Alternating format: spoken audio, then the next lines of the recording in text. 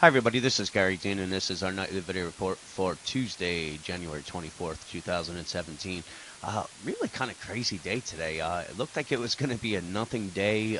We were just kind of bouncing around, and then we it was just these buy programs that hit that was just nonstop, and it was kind of amazing to watch because you were like, all right, well, it's coming up to resistance here, and they were going through the resistance like it was nothing. But it's one of the reasons why I kind of left the door open for they could make that another push for the highs. I mean, it wasn't something that I was really banking on, but what this market has done over the years is it trains you to become conservative without with pounding the table on it has to do something because this market doesn't have to do anything, and it's in anybody that feels that the market owes them, they get taken to the woodshed. So the thing is, even with the new highs, it hasn't really changed, really the overall structure. We have these bearish divergences that are just extending. We have the broken wedge here.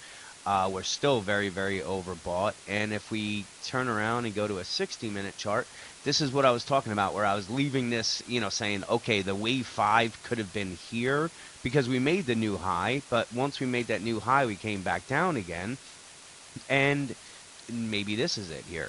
Maybe it's going to stop within a day or two. We'll have to wait and see. That would actually fit the profile. But this is what I mean by, nothing really changes because that's the reason why I was leaving this kind of open where we still could be making the wave 5 and I wasn't really cementing this down that it was already in place. So we made another new high, not by much, and it closed a little bit down at the end, but after a day like today, it's that was pretty impressive. I'm not going to lie to you. It was pretty much nonstop the whole day.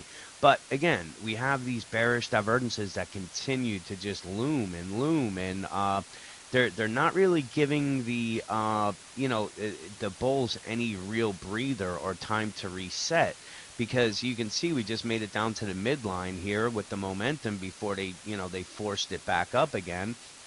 And here you can see the divergences on the price oscillator. So here's something that I thought was kind of funny. You're going to notice all these blue dots, and I really just started it from here because this was the new high on it. But if you chase this new high, so we broke through it, you chased it, you are treading water. If you shorted the market on the break of this support, you got caught. If you bought the market on the break of this resistance, you got caught.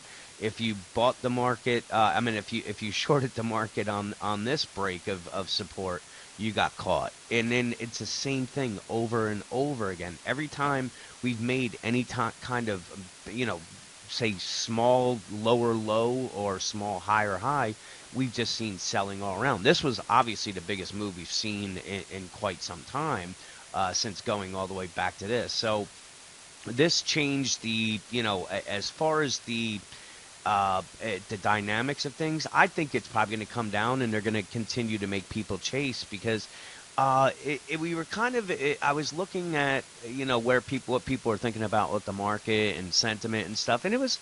It wasn't overly bullish. We've had these series of bullish readings when we were in this area here, and then it started dropping down, and people were kind of questioning. So maybe I've left the door open for 2,300. I said I'm not sure if the markets are going to roll over until the Dow hits 20,000.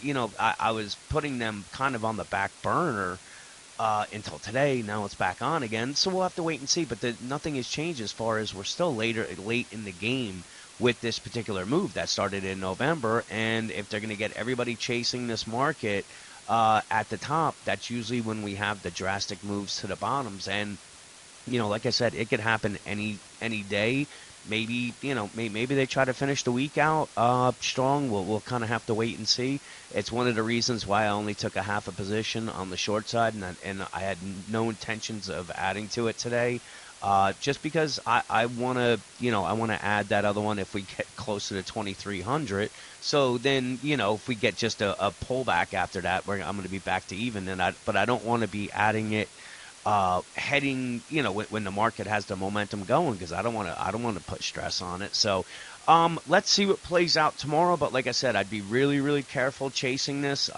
Every time anybody has chased a new higher high, they've had to dealt with some selling pressure, and anytime you've shorted a lower low, you had to deal with buying pressure. So I think that we're within spitting distance of a top. Maybe, like I said, maybe they try to get up to the 2300. I don't think they're going to have that enough. Say fuel in the tank for that to happen, just because we're really, really late in the game with this rally. But we have to wait and see on what plays out tomorrow. So with that, have a great night, and I'll talk to you guys in the morning.